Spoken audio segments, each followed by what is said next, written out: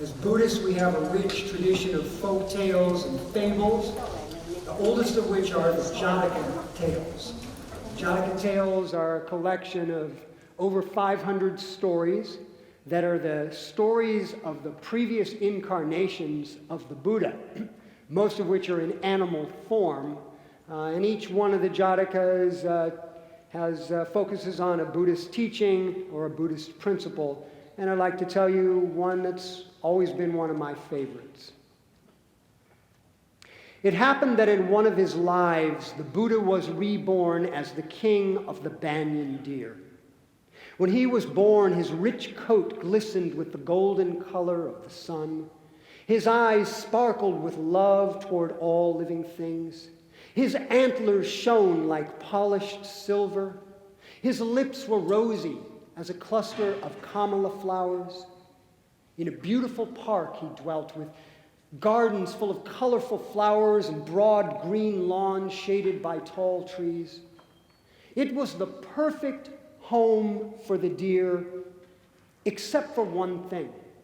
This beautiful park was owned by a prince who loved to eat deer meat.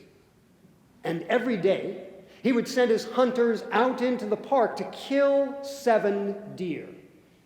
And even though the prince had a great appetite, especially for deer meat, he could never eat more than half a deer in a single day. Needless to say, there was a great deal of wasted meat. So many deer were killed, in fact, that if this continued, they would soon be on the verge of extinction. Now, on the other side of the deer park lived another leader of another herd of 500 deer, known as the king of the branch deer.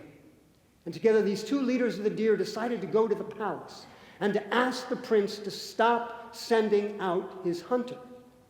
Instead, they would make him a promise that each day 1 deer would come to the palace and volunteer to be killed.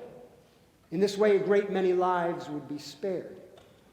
So the 2 leaders of the deer went to the palace, and they spoke to the prince. The prince thought it was strange to have a conversation with 2 talking deer, but he turned out to be a reasonable man. And so it was agreed, each day, 1 deer would come to the palace and offer itself to the prince.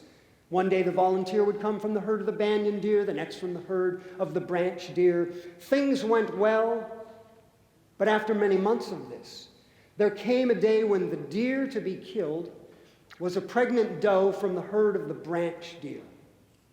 Because she was about to give birth to a fawn in only a few more days, she went to the branch deer and asked if he could choose someone else to take her place for only a few days until after the birth of her fawn.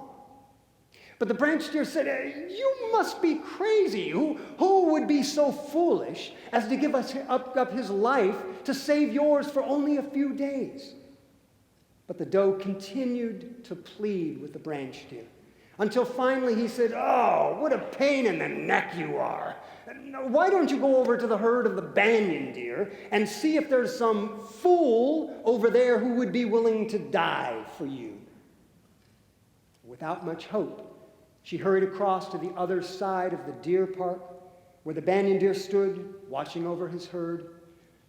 And without much hope, she repeated her request. But the banyan deer said, "I doubt very much any of the deer in my herd would be willing to sacrifice their lives to save your fawn." When the doe heard this, her heart sank, and she turned sadly away. But the banyan deer had not finished speaking. "Therefore," he said, "I will go to the palace to be killed in your place." The doe thanked the banyan deer and returned home to await the birth of her fawn, while the banyan deer went to the palace and quietly laid his head on the block of execution. And when the prince arrived and saw him lying there, he said, "My friend, king of the banyan deer, why are you lying here? Did I not grant your life?" And when he explained that he had come to save the life of an unborn fawn, the prince said, "You, my friend, are a deer with a man's heart. Well, I am a man with a deer's heart. Rise up, I grant both your lives. Never have I seen one so full of kindness and compassion." "I am grateful," said the banyan deer, "that 2 of us will now be spared. But what about all the rest of the deer in the deer park?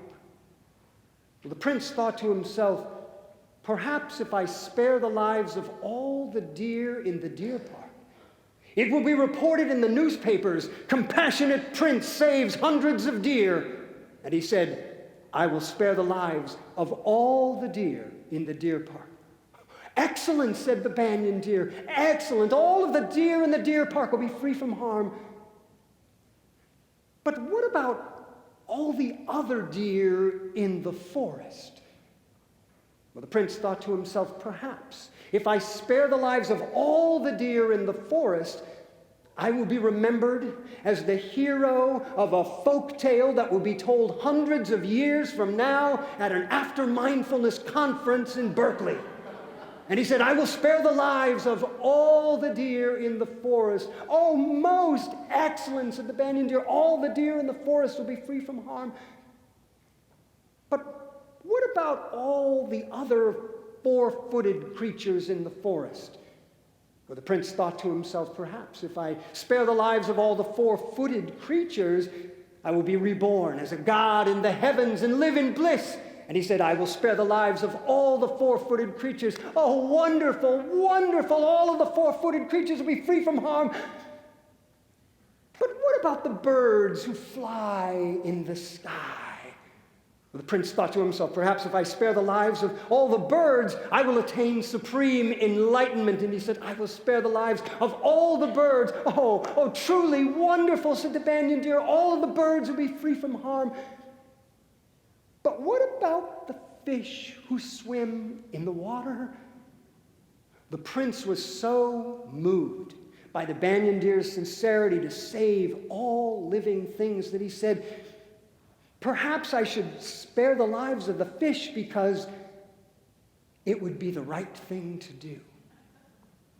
And he said, I will spare them all. All creatures of land, sea, and sky will be free from harm from this day forward. And the prince kept his promise. And from that day on, he never killed or harmed another living thing.